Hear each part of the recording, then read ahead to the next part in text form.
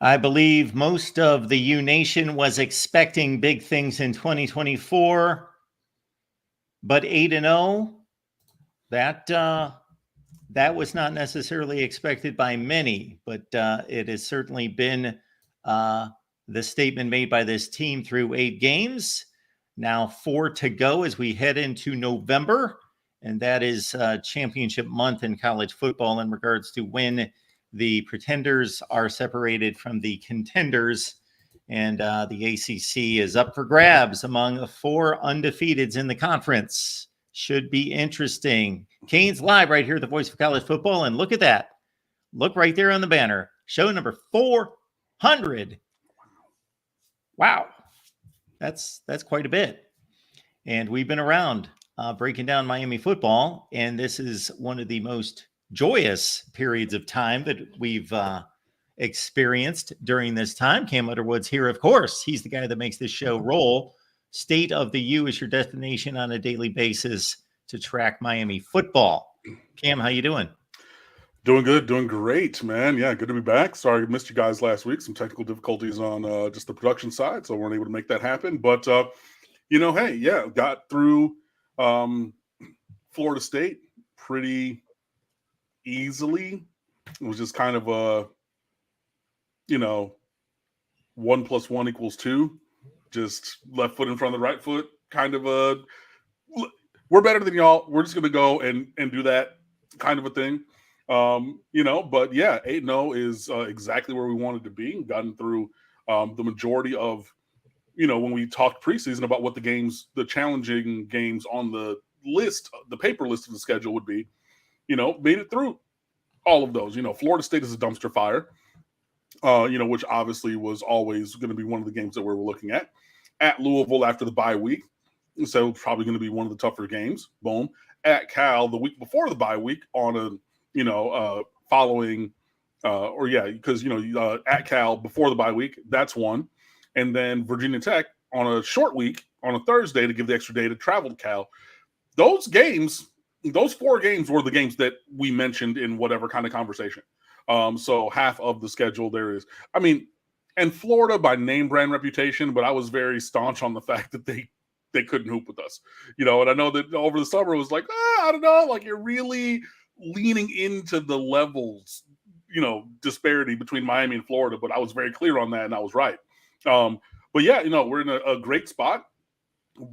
Pretty much fully healthy and going downhill towards the month of November and beyond. So in a really good spot. Great to be back. Great to be here with you guys and got plenty to talk about on and off the field.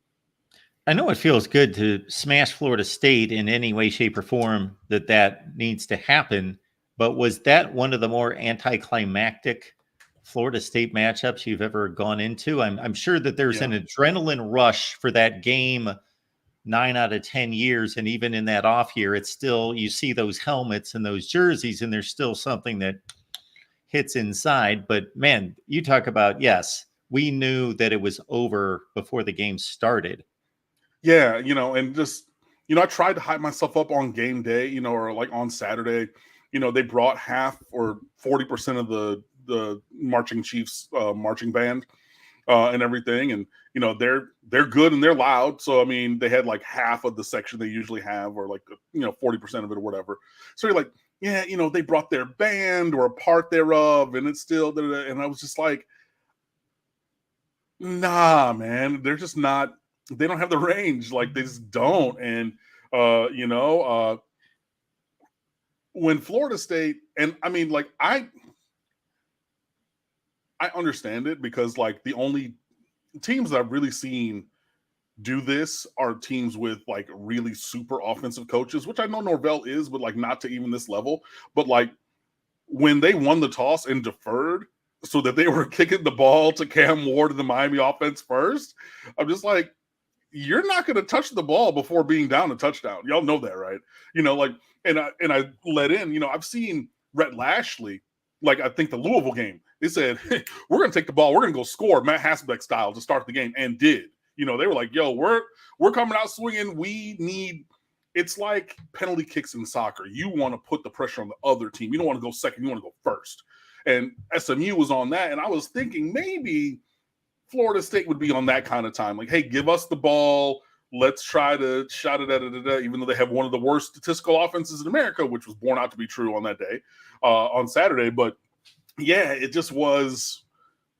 It was whatever. Like, you know, I had friends down for homecoming weekend, so I was hanging out with them outside of the press box, down by, they were in the club level on the clear opposite side of the stadium, by the way. So I had to walk all the way the hell around. So I was hanging out with them till like 2 minutes before kickoff. I went down again at halftime. You know, like I didn't even stay for pressers. Like, you know, one of my buddies was staying over Sunny Isles Beach over by Aventura Mall, and if anybody, you know, well, y'all know where that is. Pretty much straight east of the stadium. So I left after the game, went over to his hotel, you know, had an adult beverage before going home and everything. So, yeah, man, it just was. It was a Florida State game in name only, but like it was more akin to an FAU game type thing. I won't say Ball State because Ball State was, you know, the scoreboard really told the disparity even more. But like that's more, I mean, you could have subbed in, yeah, Miami of Ohio, FIU, FAU, you know, type thing. This, I mean, it didn't have the juice. They knew it. It's funny, I saw our guy, big game James Coleman, you know, with his I don't know if he was told, so I'll just call it his secret day job. So he was in the press box at Hard Rock Stadium for that. So I hung out, or I chatted it up with him a little bit during halftime before I left to go hang out with my buddies and everything. He was just like, yeah, like this is, come on, like these teams are, I mean, there's just light years between where Miami is and where Florida State is. So yeah, it was pretty anticlimactic. The thing that saved Florida State from it really being a really lopsided score line was the fact that like they just said, look, we're going to drop 2 or more safeties every play. And they got home on 2 blitzes on our second drive or third drive on consecutive plays on second and third down. So they went cover 0. They brought 7 and said, okay, like if you can do that and hit a touchdown, you can do that. But short of that, we're going to play just drop coverage, have everything be in front of us. We're going to dare you to run the ball. And if you want to run the ball, then you can, and it will be the sorry, I went back over here. It'll be the 6 yards a carry that it was. So you can have that and just turn that clock. But we're not getting, you know, that's Sam Brown 76-yard touchdown up the sideline against cover 2 at USF. You're not getting that. You're not getting the Xavier Restrepo 77-yarder against Cal down to the 12. You're not any of those things. You're not getting any of those. You know what I mean? But if you want to just grind it out, 6 yards a carry, we'll take that. And what that did is Miami is like 3rd or 4th in the country in terms of time of possession. And that bore itself out to be true in this game. However, that previously was happening on like 11 or 12 possessions a game. The 35 minutes of time of possession this game was on 8 possessions. So, you know, and if you look at the points per possession, it was the highest of the season. So if you add on 3-4 more possessions, then you see where you extrapolate out, you know, where the score was going to go. But the fact that Miami only had 8 possessions really did save them. But yeah, it was ho-hum, whatever. Let's just run it for 9 yards a carry, whatever. You know, Mark Fletcher, you know, opening up as the battering ram, Damian Martinez closing it out. You know, just, yeah, let's just, you know, hopefully no injuries, move on to the next week. Because even if they do break a couple of plays here and there, they can't hoop with us. And the next week would be Duke. Before we get to the Duke matchup. Okay. This team is 8-0 for the first time since 2017. Yes. We look back on that 2017 team from time to time for good reasons, of course. The wins were the good portion of it, getting off to a 10-0 start, but with a bit of a disparaging look back because of, number one, how it ended, but also during the course of the 10 wins, hanging on by a thread during a number of them against inferior teams that they should have beaten by quite a bit. There were a lot of 14-9. I'm probably not citing exact scores, but I remember North Carolina was like, those kind of scores, like 16-13 Well, kind of scores. I can read those four as it was. At Florida State, 24-20. That was a bad Florida State team. 25-24 the next week at home against Georgia Tech. 27-19 against Syracuse. 24-19 against North Carolina. Yeah. Those are the games that he's talking about. The 24-19, wasn't that a weeknight game? Wasn't that a Thursday night game? Could have been. No. No? 7-14. That looks like a Saturday to me. Oh, okay. I don't know why I thought that was a Thursday night game. Okay. I think the Duke game was a Saturday, or it was a weeknight game. That was 31-6 on the road. But Florida State was a Saturday. Then the next Saturday was Georgia Tech. Then that North Carolina game was definitely a Saturday. The Virginia game, wasn't that the game that they went up by a couple touchdowns early at Hard Rock? And 44-28. That was after the Notre Dame game. Yeah. Yeah. Mm-hmm. Went up a little early, gave up some scores. It was a noon game. Yeah. Yeah. Mm-hmm. The Syracuse game was a pretty close game. I think with I forget the name of their quarterback, but he was a runner. So when you look at that team versus this team, okay, I believe that you are going to, and I believe that most people would evaluate this team to be decidedly better than that team. Okay, me included. Okay. Part of that comes with when you've got the quarterback, when you've got the guy, then people gravitate automatically, not automatically, but they tend to. Okay. This is a more fun team to watch for most fans because they want to see scoring. They want to see playmaking. Do you think that this team is decidedly better? Because the only reason I raise that is because of the obvious record comparison, but also that this team, for a stretch of games, was hanging on by a thread. Yeah. I mean, but in a different kind of a way. In a different way, yeah. Like that North Carolina team that Miami beat in 2017 was putrid. And Miami was down at the half to that putrid team at noon in Chapel Hill, dialed up a double move to Jeff Thomas on the first play of the second half and, got loose and finally, okay. But like receivers couldn't get any separation. Like I think it was like 6-3 or 9-3 or something like that going into half. I mean, it was just like they took all the air out, like that Georgia Tech game, like everything. It was there was where that went. The offense this year, I believe, is better than 2017, and that's led by, because we have Cam Ward. Like that just makes everything better. I think that the offensive line this year is better than 2017's. I think the running back room. As I go over here, Travis Homer was 34 yards short of 1,000. Mark Walton, as a junior, had 430 before getting injured.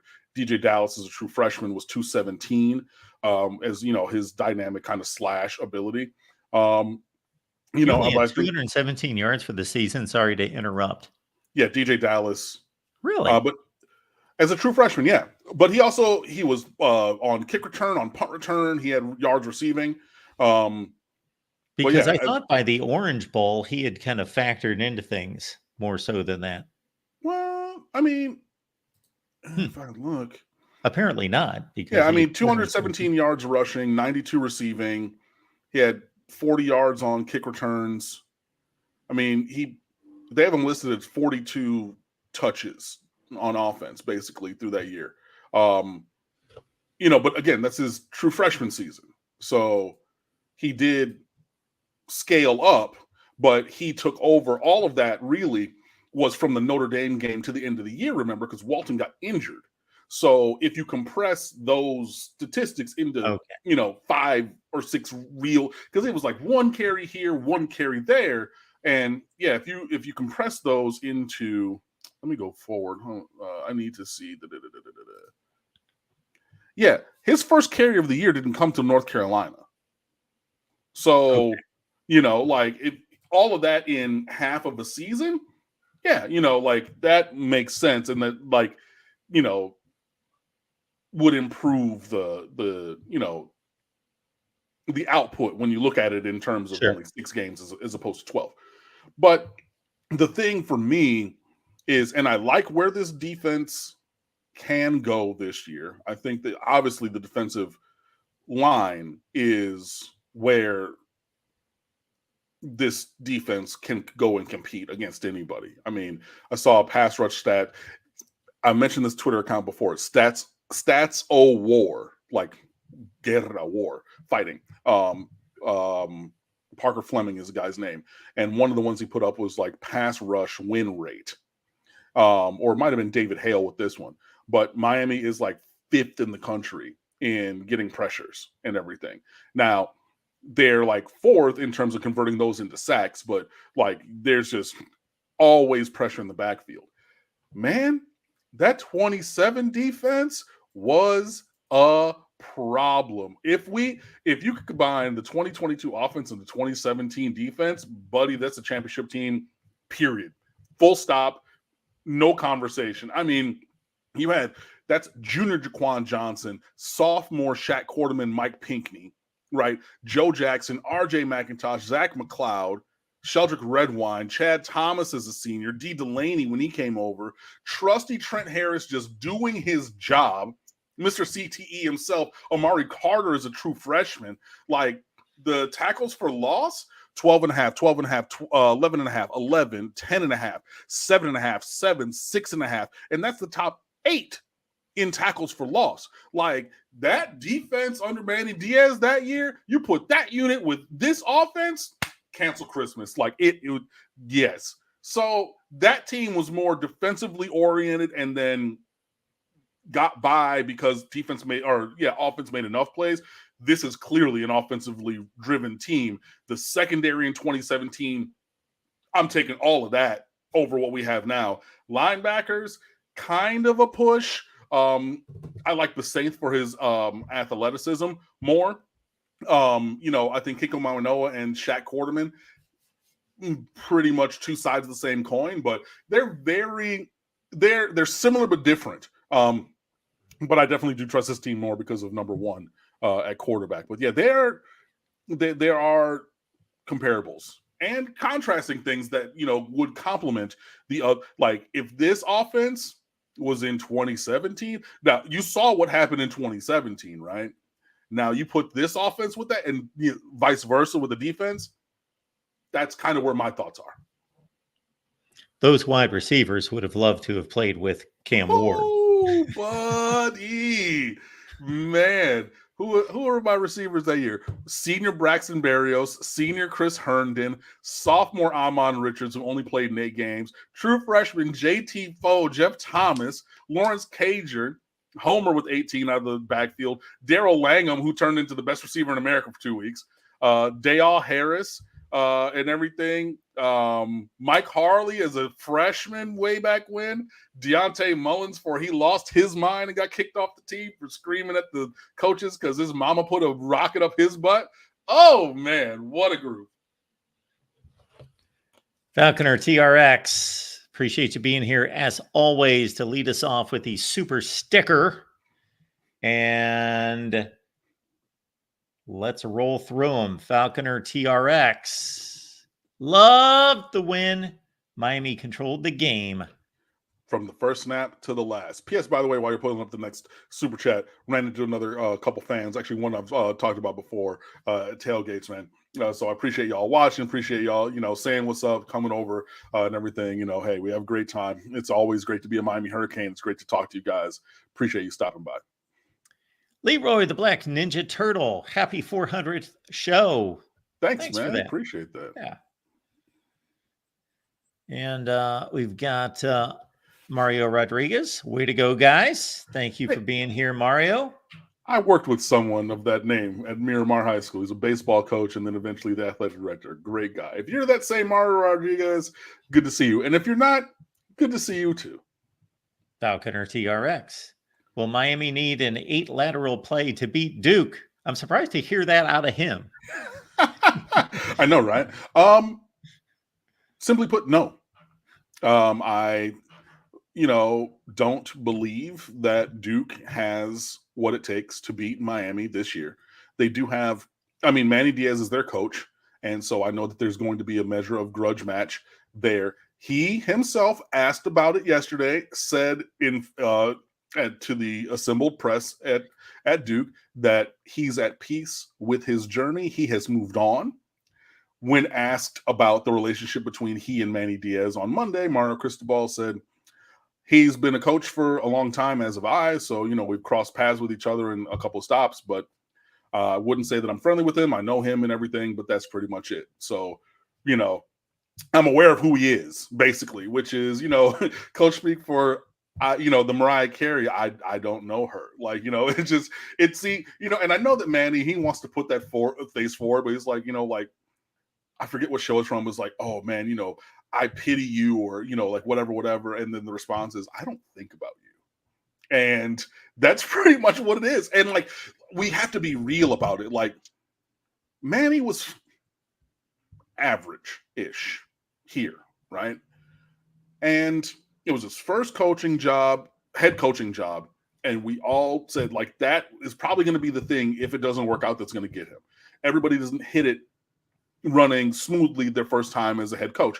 Rhett Lashlee at SMU seems to be in a good spot. But remember, SMU was a step down in a lower conference before stepping up into like the big leagues, right? So he got a couple years kind of on the outskirts of the periphery of the G5 before stepping it up.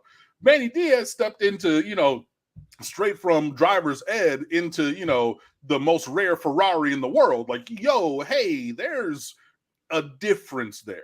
And yes, Miami actively evaluated him and said, we're going to get rid of you for him.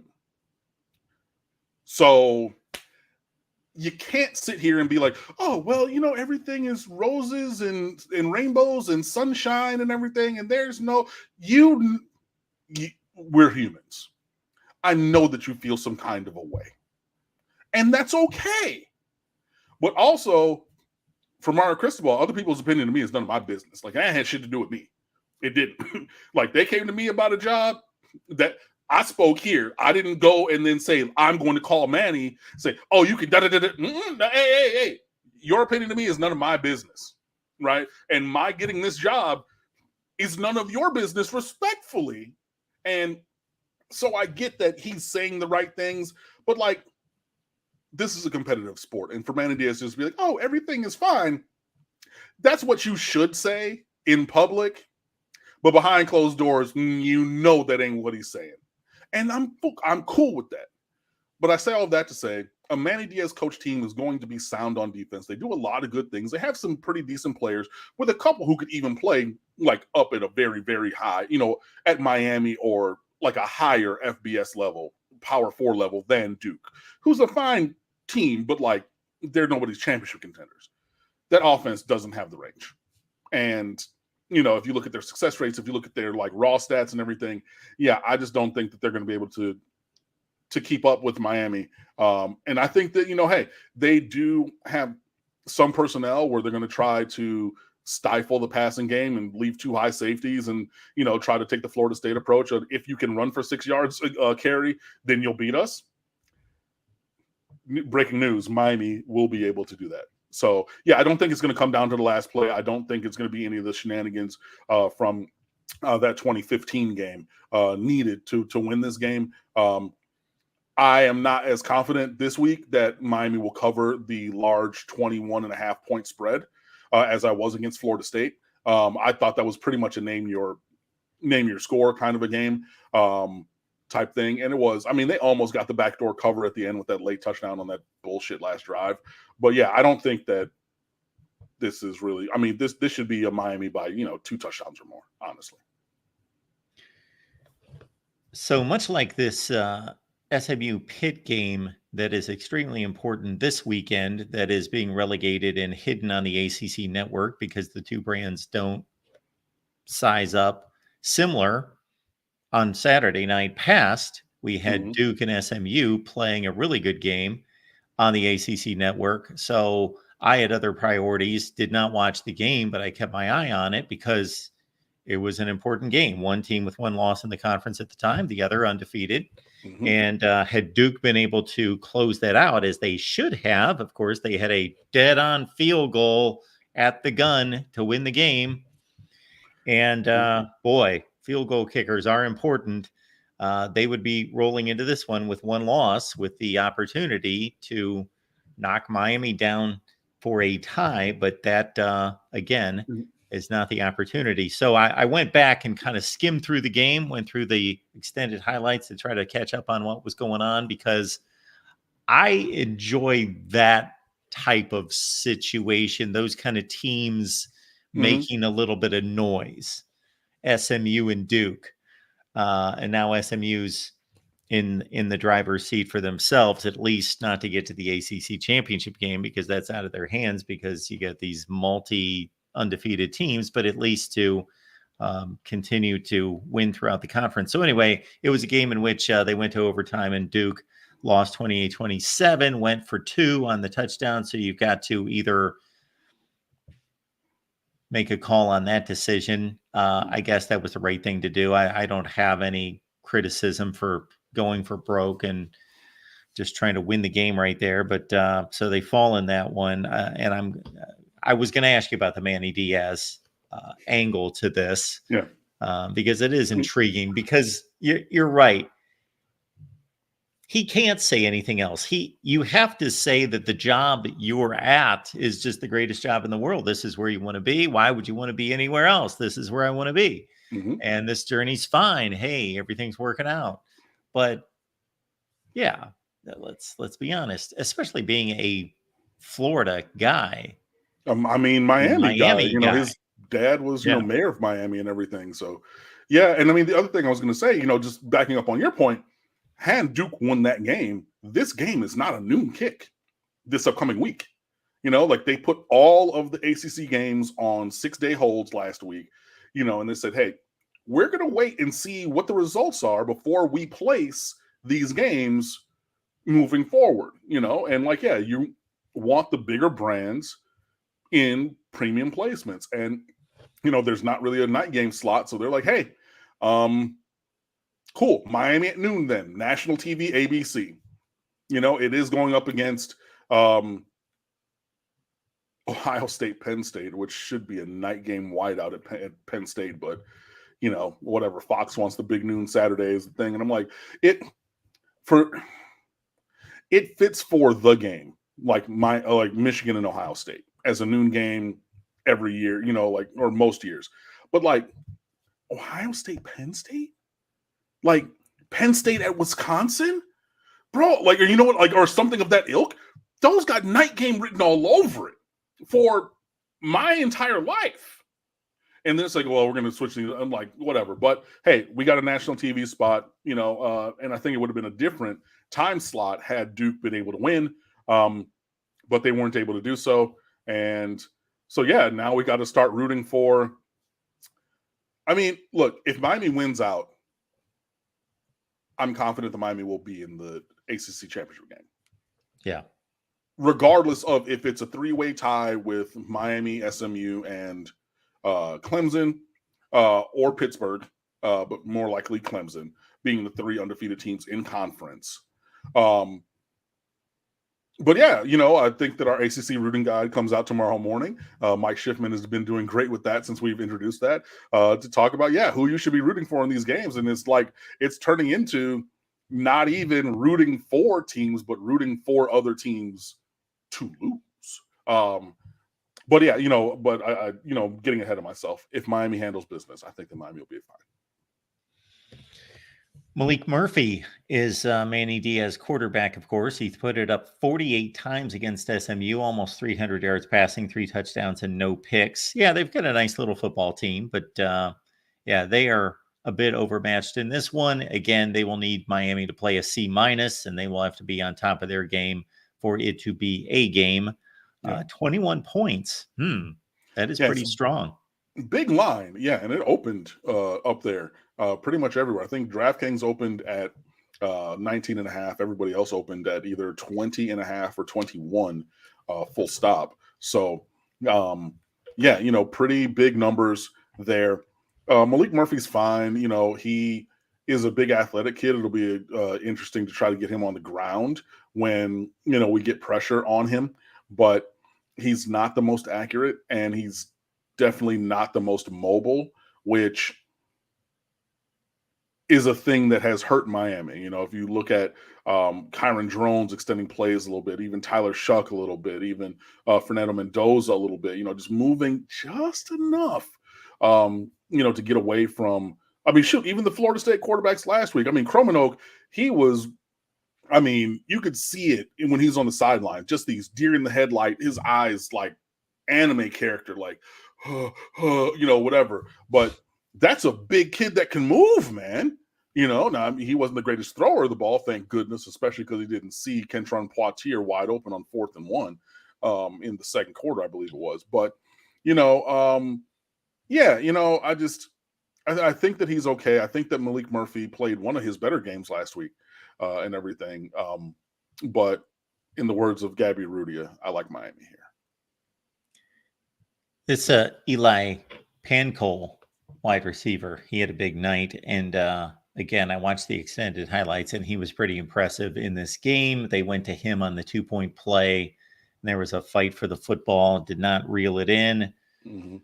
And Duke loses to SMU. More super chats. Next one coming up with, let's see, I may have lost track where we were. We'll go from the basement on up. Falconer says, George, can you admit Miami is Florida State's champs? I personally do not like this. The Florida State champions, yes.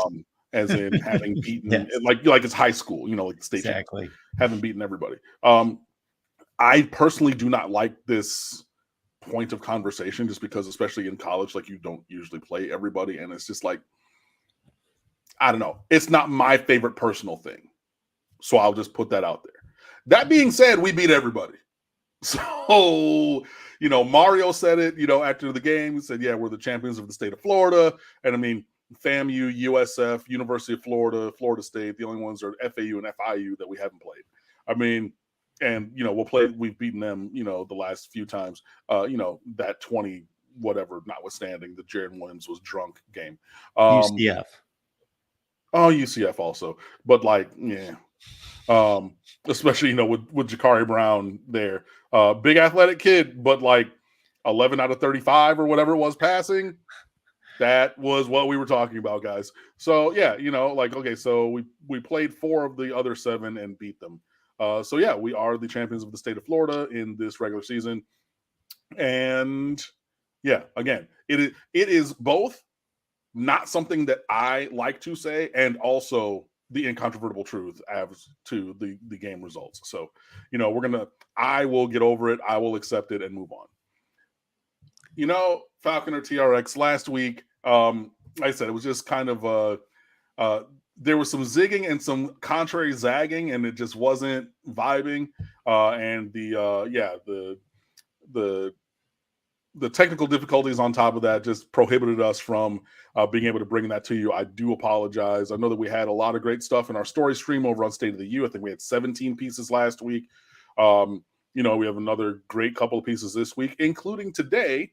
Mark, I know you'll enjoy it. A nameless, faceless top 25, where we set the measures of evaluation then ranked teams based upon that, and then unveiled what who those teams were at the end. So we said, there was okay, wins here, wins there, how are we evaluating, and then evaluate it, and then reveal later. So that was one of the things. So, we always have great stuff for you. I'm so sorry that we weren't able to bring, this show to you last week, but that was the long story short.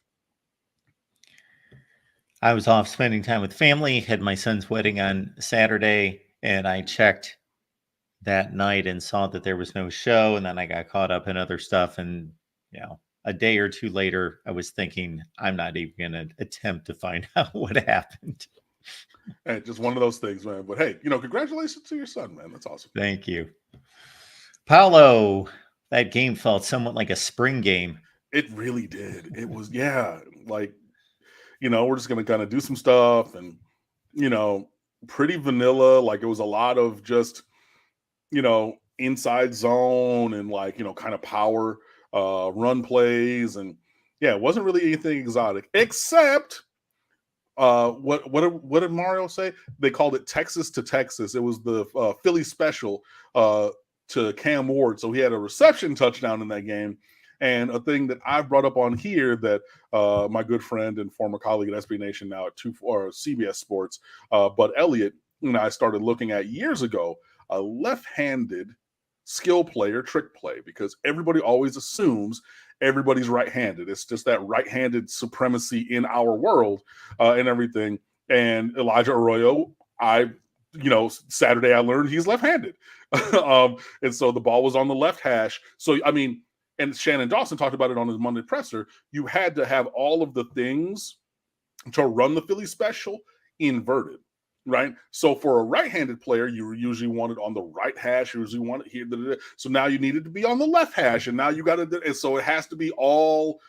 Everything is flipped when you have a left-handed skill player, and we've seen this in college in many games and the pros in many games. Like when there is a left-handed throwing player all of a sudden on the field, it's just like, whoa, hey, what's going on? And so we did that. I know that Don Bailey Jr. On the Miami radio call on 560 WQAM, he had reported, he was like, well, they're working on this. So, in practice where Elijah Arroyo is throwing passes or whatever, Cam Ward said they repped it for a couple of weeks, but you have to have it has to be in the red zone, on or near the left hash, and all of those things came together. So that was really cool. So that was like the only thing that was like really exotic that we did on any of the three phases. But yeah, it was just workmanlike. It was just like, yeah, we're just gonna show up, we're gonna work this shift, we're gonna win, and we're gonna go home. That's what it was. Falconer, George, looking at the top 25, I can't find the Gators. Yeah, they are playing better. I mean, but they've beaten three bad teams. Like, sure. I don't know there's another win on their schedule, to be honest. Like, Florida State. I was going to say maybe Florida State is the one, and they end up with yet another 4-8 season. They're third in the last, 8 years or something like that. Third in the last 9 years going 4-8. But yeah, I was definitely not counting on Kentucky folding in the way that they did, preseason. I had that as a loss for UF. So, I mean, begrudging credit to them for figuring that out.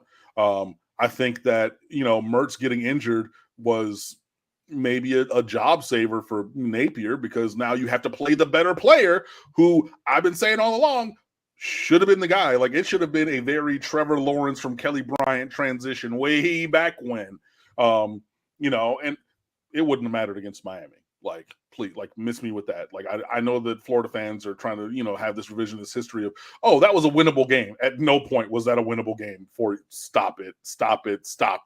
But I think that that might have been beneficial to be playing Lagway earlier, even than he is. But yeah, you're going to have to look a little bit further down in all of the rankings, whether it's recruiting or real, resume performance-based rankings to find UF.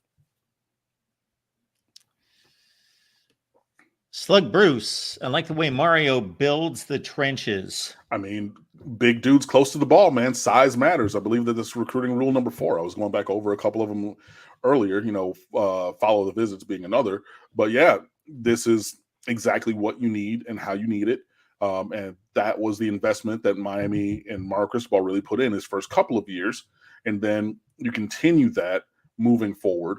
One of the recruits in the 25 class, to Kalen Muix, that was a mutual parting of the ways between him and Miami. He decommitted on Monday, but that was one of the ones I was kind of hinting at for a while, that like that's a spot where you are probably going to look to upgrade from the Duncan U. Fletcher guy. I know there's comparisons to Anez Cooper because he's Muix is similarly sized to what Cooper was coming out of high school, but I think that Cooper clearly is a more skilled player.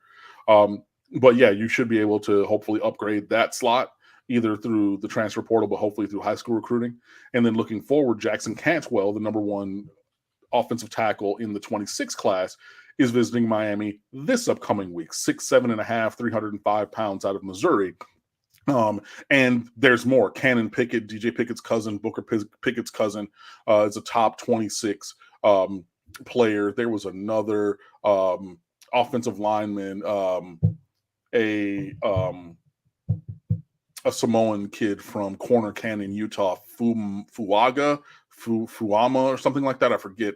But I saw that he has Miami in his top group as he's starting to narrow his list down for 2026 as well. So, I mean, yeah, you have to keep stacking. And like I said, all along, this year was going to be a big year to get a couple blue chips or, more blue chips on the offensive line. And then, next year, continuing to do that. And then also on the defensive line. But yeah, man, big dudes close to the ball. And you need to continue to build that and continue to get and add talent to that room where you recruit over any holes that you have there. And, just to cover for the attrition. But yeah, Cristobal we've seen in the last couple of weeks, right?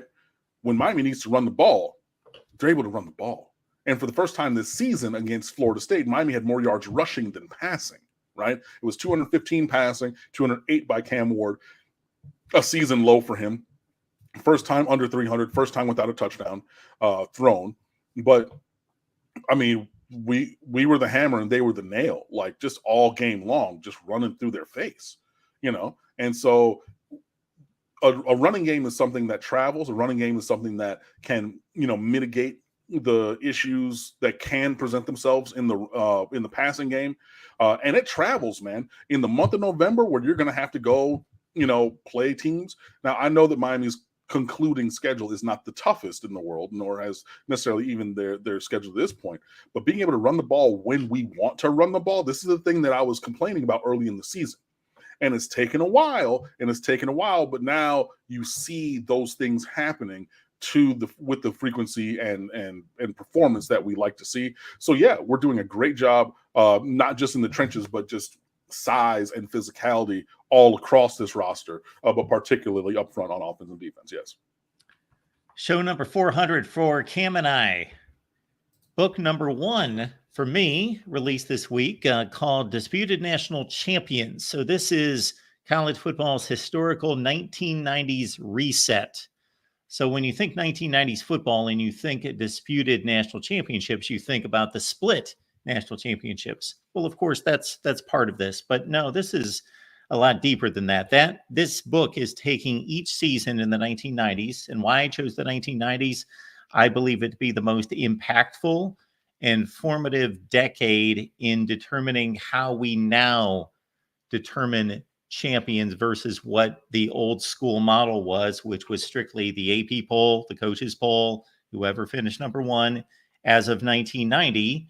And then we had introduced just a couple of years after that, the Bowl Coalition. So what that was is that we are no longer determining that number 1 may play number 18 in the country because that's what the Sugar Bowl wants, to go grab Notre Dame, their number 18 in the country, to go and play our number 1 team. And it was more about, well, you have a destination as the winner of a conference, but then that bowl is going to go grab the best television brand that they can find and not necessarily the best football team. Well, the Bowl Coalition corrected that to an extent to get 1 versus 2, but the Pac-10 and the Big Ten said, not us. We want to protect the Rose Bowl. We're going to play in the Rose Bowl, so we don't care. And then you, of course, had the advent of the BCS, which led to the various playoff eras, the 4-team and the 12-team, and now a proposed 14-team possibly, or 16 in the future. So what we've done here is we've looked at every season during the 1990s, and we have basically laid out what the preseason talk was about. Who were those major players in the national championship race? What were those storylines, those scenarios? We take you through the season. We set you up with the postseason, and we take you through how did the postseason play out? What was the vote? Was that vote credible? Was it legit? Were there teams that were left out that earned consideration? And then beyond being a history book, we take each one of these seasons and we catapult it forward into the other eras. So we take all the results from 1990 and we place them in the BCS era, the 4-team college football playoff era, the 12-team playoff era. We lay out all the rankings, what they would have been, what the conference championship games would have been, because, of course, we had no conference championship games as of 1990, and the SEC started in 92. And so we have, again, placed some historical perspective on the 1990s decade, what each season meant. Was that the birthing of a dynasty? Was that the end of an era? What happened to those particular coaches, their careers, the particular teams, and what happened to those programs? And if I could grace you with one paragraph here of story time, we'll make this relevant. Coming out of the 1990 season, I'll read you one paragraph leading into preseason 1991. The 1990 Miami Hurricanes did not win the national title. However, that team made the most dominant statement of the season in grandiose style in a 46-3 demolition of Texas in the Cotton Bowl. The Canes brought physical fire and fury to the Horns, humiliating Texas by disregarding the rule book and stomping all over Southwest Conference turf before riding off into the sunset. In 1991, Miami looked to make its dominance official. And then we carry you through their undefeated year of 91. Yes. Look, it's not my fault that I was going that way. It's not my fault that the defender couldn't catch or couldn't guard me. It's not my fault that he threw a perfect ball that fell into my hands. It's not my fault that they had the tunnel right there. It's not my fault that they had the doors to that tunnel open. It's not. Thrill Hill, baby. Hey, look, but and honestly, it's not even that Miami disregarded the rule book, if we want to be technical, because that rule hadn't been instituted, the Miami celebration rule, until the next season. They just decided, we're going to throw the... Now, I get, hey, look, we were stunting on them and we were telling them about it, but that wasn't necessarily against the rule book. It was a loophole. There was no firm rule against it at that point. But again, it's their job to stop us, and they couldn't do it, so we, had to put a little 305 flavor on it, out there in the Cotton Bowl. Good times. So, folks, check out the link there in the chat. That is to order on Amazon. It's a nice little 100-page read. A lot of rankings, a lot of scenarios, a lot of breakdowns that you should find a lot of fun if you're a college football junkie. Paulo, what were your thoughts on Mario's recruiting pitch at the presser? Also, who are underrated flip targets to keep an eye on for the rest of the year? I thought that Mario's recruiting pitch was, pitch perfect.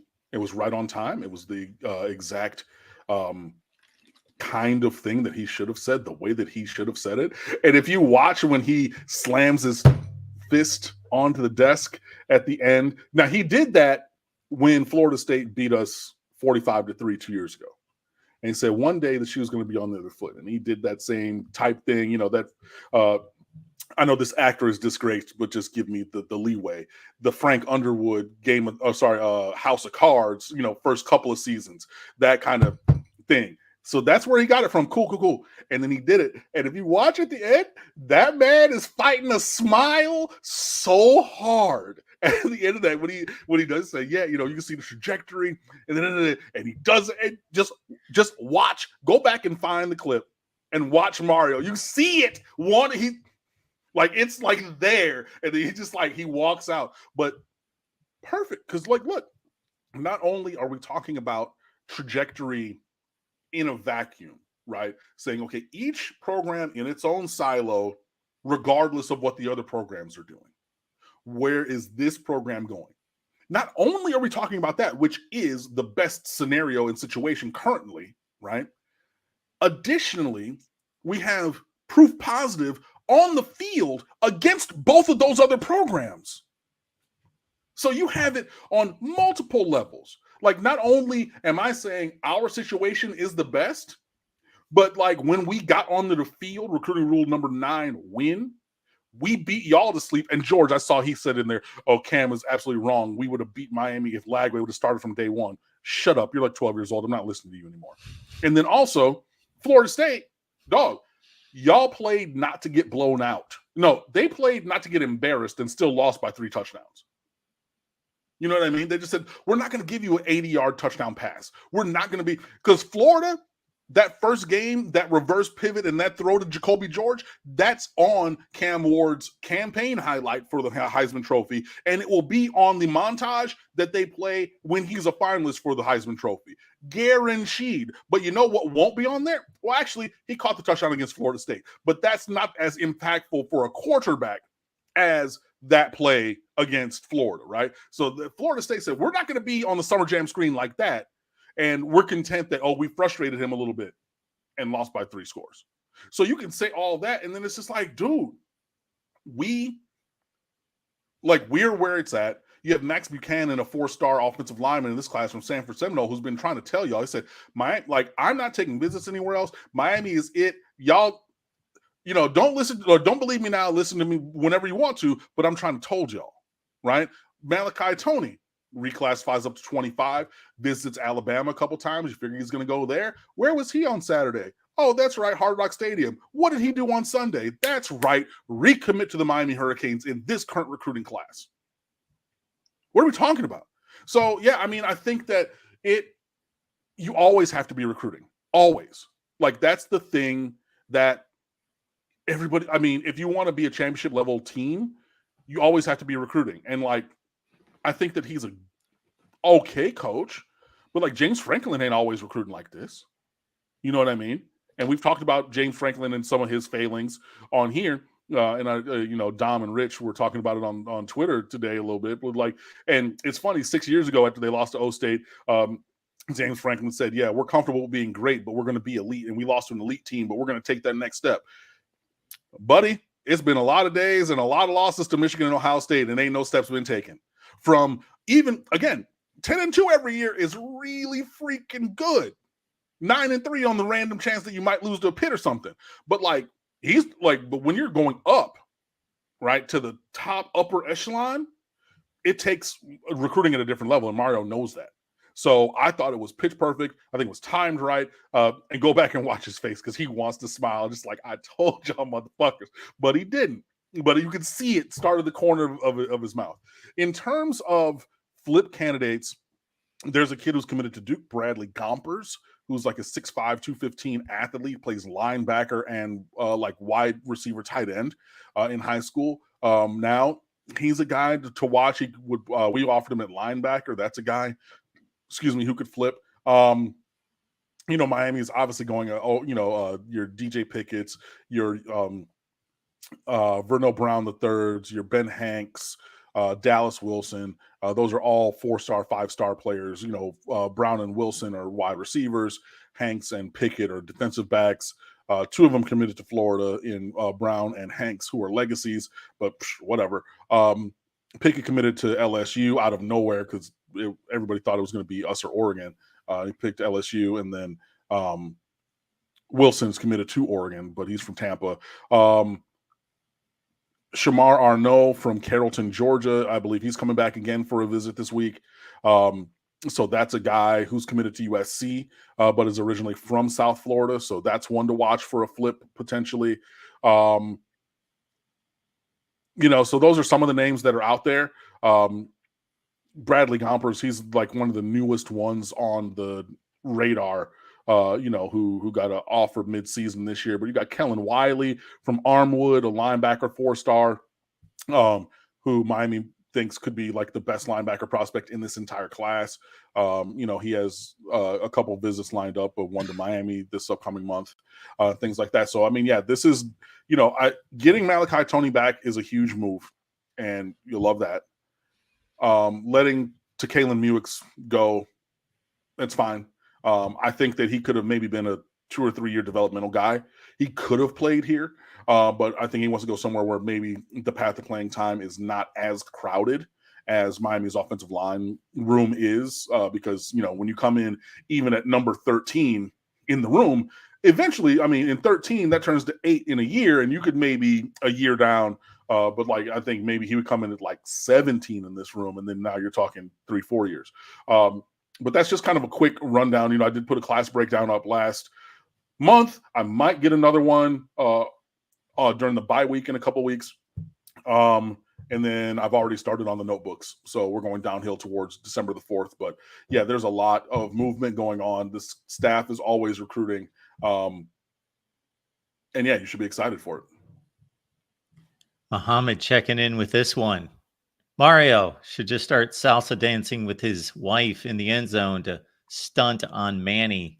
This is how much fun we're having down here and everything, man. Yeah, salsa merengue bachata, just go through the whole like Latin Caribbean dance vocabulary and everything. But it's one of those things. But again, I understand and I accept what Manny said.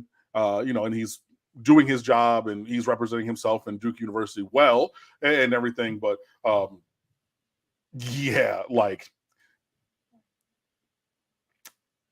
you were kind of not leaving, like there was no way he was leaving for another job, as evidenced by the fact that, he ended up getting the Penn State defensive coordinator job, but he was not leaving Miami for a job. But we said, seats taken, or you've been at the all-you-can-eat buffet for 2 hours. We do have the sign up at the beginning, at the door where it says 2-hour time limit. So we're going to need you to get up because we have a party of 4 waiting because we got to flip this table. So sir, you can go ahead and do that. And again, we're human. Maybe he has come to peace with it, but like to say that he's just like passive and everything, like, oh yeah, no, everything's fine. Say what you got to say because you got to work where you're working now. But like, let's be real, bro. And I was also watching that game against SMU and looking around the stadium during that game. And again, no big surprise because we've seen this out of Duke football, even when they're competent like they are this year. They come into this game at 6-1, and they've got 1 loss in the conference. They're taking on an undefeated team in the conference. This is a big game, and you can tell there's still pockets of just empty stands, and just even the people that are there, you just have that vibe that only so many of them are real rabid fervor, have that type of excitement about the football team, and the rest of them are just it's something to do on a Saturday night. We showed up, and it's just never going to be the thing at Duke. It just won't be. Yeah, that's just pretty much it. It's definitely a basketball school and everything. But yeah, and again, I think that we would have had maybe a different time than noon had they been able to win that game. But they weren't. So onward we go. Leroy, thanks for coming back with this one. What are the tiebreaker rules to get to the ACC championship game? Okay. Do you want to take this or do you want me to take it? I got it because I actually pulled them up. Well done. And if you, I'm going to put it in our chat, want to screen share, that is the official policy from the ACC. If it is a 2-team, just bear with me. I know it potentially could be 3, but just bear with me. And I'm going to go quickly because, we're already at 8 o'clock and everything. But 2-team tie, it goes in this order. Head-to-head competition if they play together. Win percentage versus all common opponents. Win percentage versus common opponents based upon their order of finish. And proceeding through the other common opponents based upon their order of finish. Combined win percentage of conference opponents. The tied team with the higher ranking by the team rating score presented by Sports Source Analytics following the conclusion of regular season games, and the representative shall be chosen by a draw as administered by the commissioner or commissioner's designee. That is if it is a 2-team tie. So, for example, if Miami were 8-0 and there were 2 teams at 7-1 for that other spot, that's what that would be. If there is a 3 or more team tie, which could potentially happen, I retweeted an article from the state in South Carolina talking about that because it is potentially possible that SMU, Miami, and Clemson, or potentially you could put Pittsburgh in there, but more likely Clemson because I think the Clemson is going to beat Pittsburgh. Those 3 teams could end up the regular season all undefeated in conference, and you see them in front of you. Combined win percentage among the tied teams if all tied teams are common opponents, but they're not. If the tied teams are not common opponents, the tied team that defeated each other each of the other tied teams. But if they're undefeated, again, percentage versus common opponents proceeding through in order to finish, combined win percentage of conference opponents. That one right there, that number 5, seems to be the one that people are pointing to as the line of demarcation, the delineating factor. So, for example, you would have all of Clemson's conference opponents, their win percentage, all of Miami's, their win percentage, and all of SMU's, their win percentage. And then you go, okay, whose opponents had the highest 2 winning percentage, is i.e., who beat the better teams, right? So, for example, if you have Miami's opponent win percentage is 50%, Clemson's is 48, and SMU's is 23. I do not think they will be those numbers, but I use them for exaggeration and example only. Okay. So you would say, okay, Miami beat teams that in conference went 50-50. Clemson beat teams that went 9-11, give or take. And SMU beat teams in conference who were all the dregs of the earth. So henceforth, therefore, we're going to take the 2 teams that beat the better group of teams on their way to an undefeated station at the end of the conference season, if that makes sense. But that is not guaranteed to do it. Then you also have the other 2, which are the team rating score from Sports Source Analytics and a representative draw from the commissioner or commissioner's designee of the Atlantic Coast Conference. So while number 5 on that 3 or more, and literally I just Googled ACC football tiebreakers 2024, and it pops up on Google as the number 1 thing. It's that site that Mark was showing you. It's on the ACC. It's the ACC.com. It's the actual ACC website. So anybody can go and see that, and you can review that at your own time and leisure. But while that number 5 on the 3 or more seems to be the one that would settle whatever the ties are, they also could elect not to use that and continue down the list if they think that there's another one of those 6 or 7 or something else. Maybe they just got to, I don't know what they're going to do. It might not be, I don't think it'll be Friday Night Lights where, they go to a random rest stop, or a cookout in North Carolina somewhere. The 3 ADs flip a coin and the 2 that come up the same, and the other one. I don't think it's going to be that. But number 5 on that list seems to be the most reasonable one if 3 teams end the regular season undefeated in conference, but the other ones and potentially something else are still possible by the way that things are. I know that that's a lot in a little bit of time. I hope that makes sense. If not, I'll look more into it.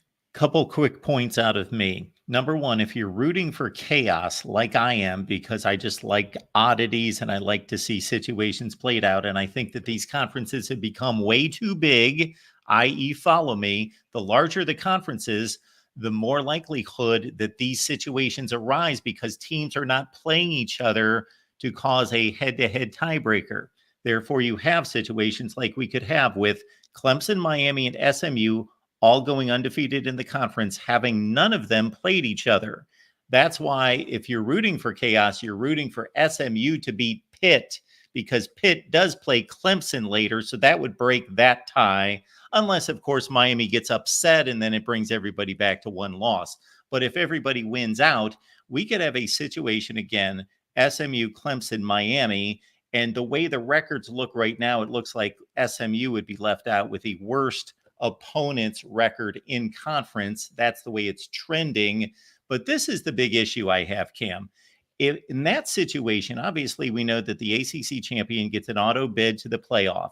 Let's say Clemson finishes off the year undefeated in the conference, plays Miami in the championship game. Let's say Clemson wins in the championship game. They get the auto bid. Miami's an undefeated team going into the championship game. They're going to get selected to the college football playoff. Here's SMU sitting there at 11-1. And what is making this situation even more egregious?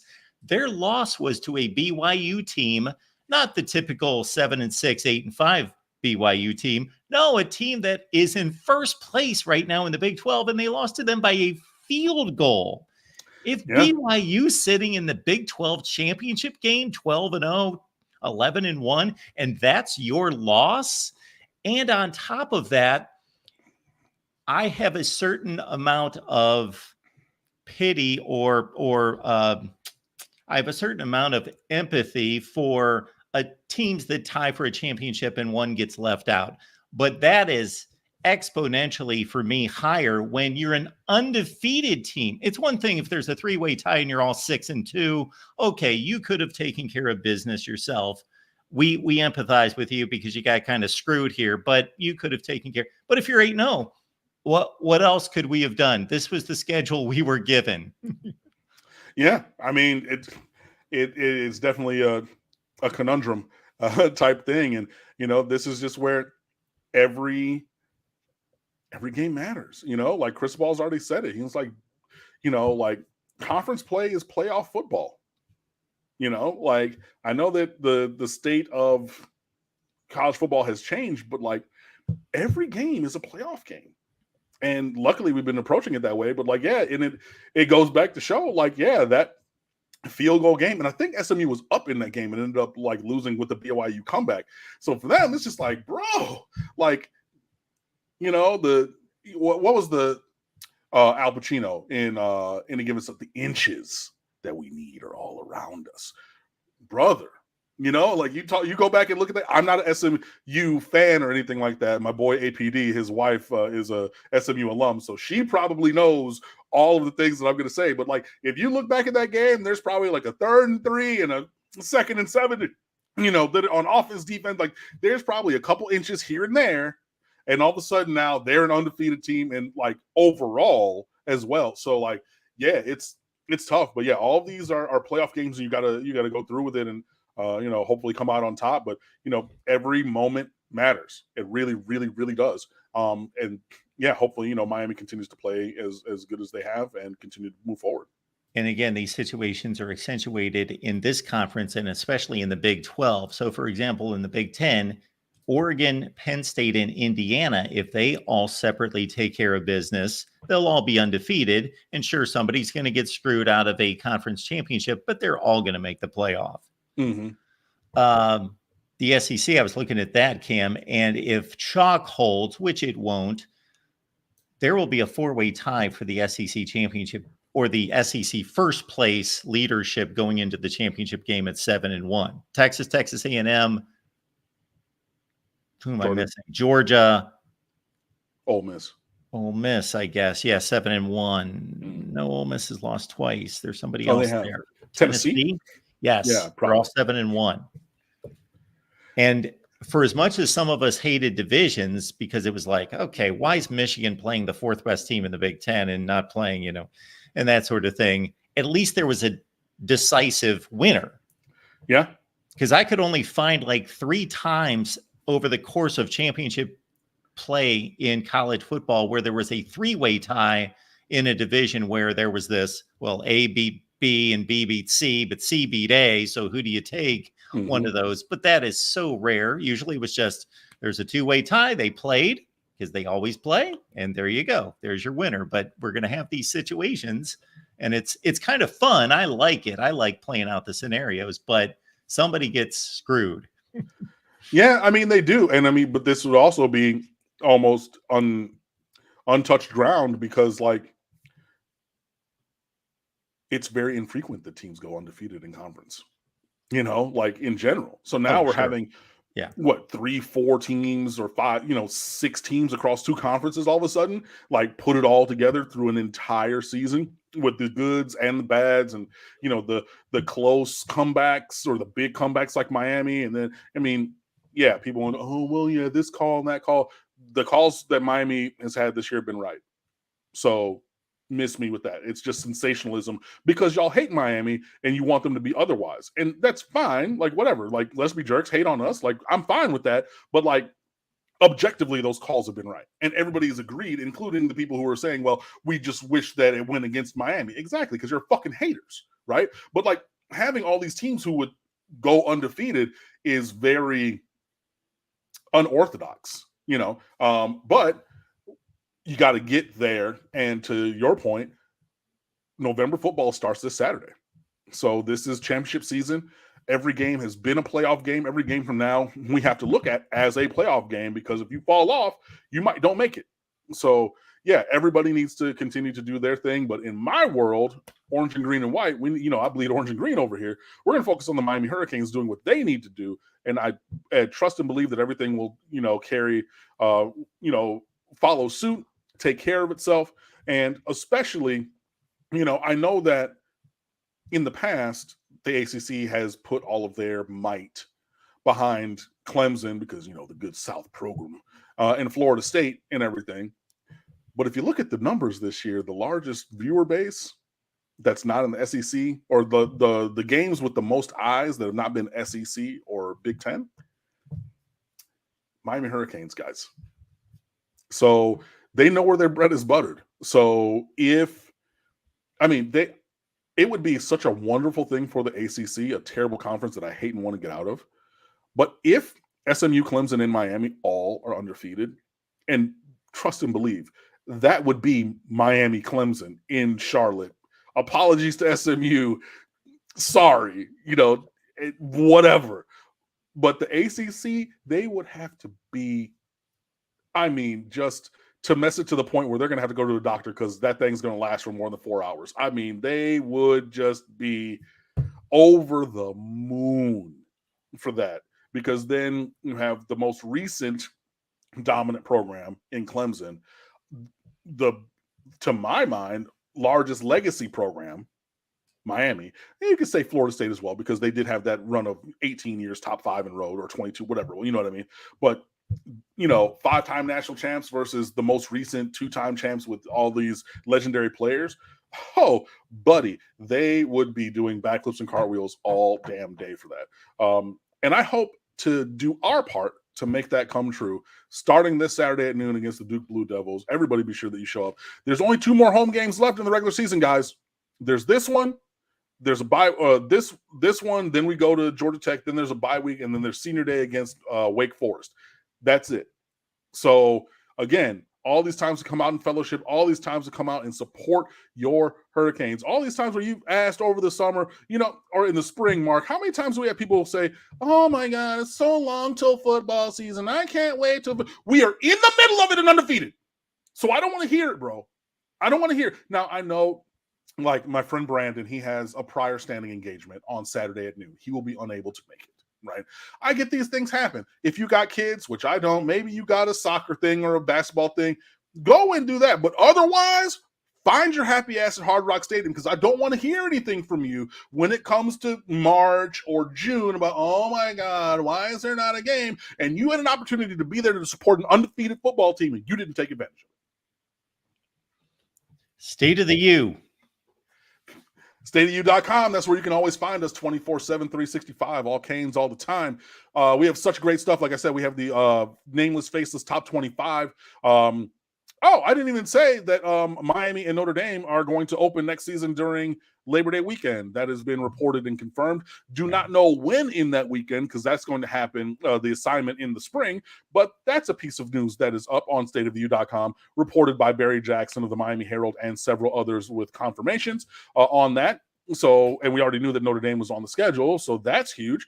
That and much, much more. So please come on over and fan with us. And if hey, you're new, go check out the recruiting rules. Go check out the top 100 plays. Go check out the 100 days to kick off from a few years ago, where we ran down the best player with every jersey number. Go and check out the Why I Became a Hurricane feature. Go check out all the stuff over on StateofU.com, because we do great stuff and we're always there for you 24/7, 365, free 99. It's a great price. And if you don't like that, then I don't know what to tell you. But either way, see you guys next week. Thanks, Cam. You make it run for us. We'll see you next Wednesday. Anytime, guys. Take care.